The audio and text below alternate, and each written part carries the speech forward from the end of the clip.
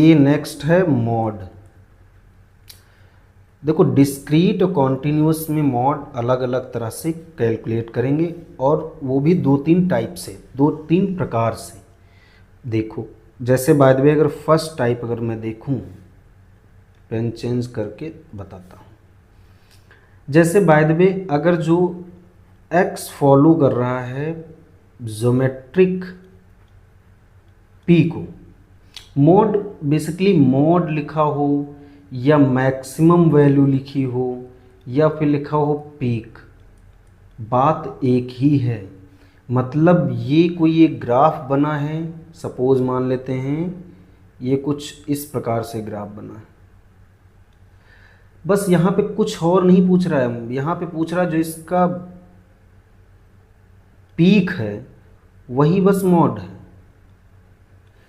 But ये हर distribution में graph मतलब निकाल पाना कठिन होता है, तो इसके लिए कुछ फार्मूले निकाले गए हैं।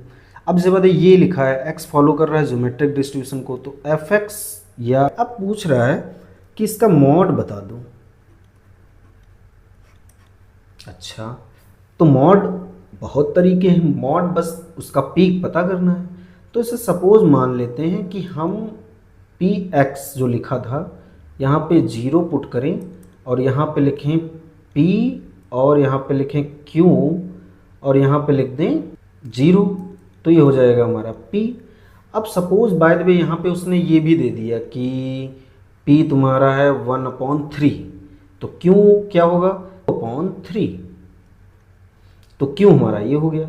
तो मतलब ये यहाँ पे आ जाएगा 1/3। इसको अगर जो डिवाइड करेंगे तो ये आएगा समथिंग, तो ये हमारा कुछ आएगा 0.222 ऐसा कुछ आएगा।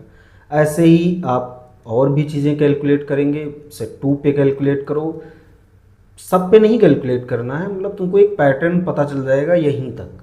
जैसे यहाँ पे पता किया तो ये आया, मतलब इसका ग्राफ कुछ ऐसा देखो, इसका ग्राफ यहीं से देख सकते हैं। इसे बाद सपोज प्रोबेबिलिटी ये दे रखा है, यहाँ पे ऐसा मान लेते हैं ये 1 का है, जब यहाँ पे 0 है तो यहाँ पे प्रोबेबिलिटी हमारी ये हुई, फिर जब 1 लिया गया तब हमारी प्रोबेबिलिटी यहाँ पे आई, फिर जब इसी तरह से 2 लेंगे कुछ ऐसी आएगी, 3 लेंगे तो कुछ और नीचे आएगी, इसी तरह से ये मतलब इसका कुछ ऐसा पैटर्न बन जाएगा।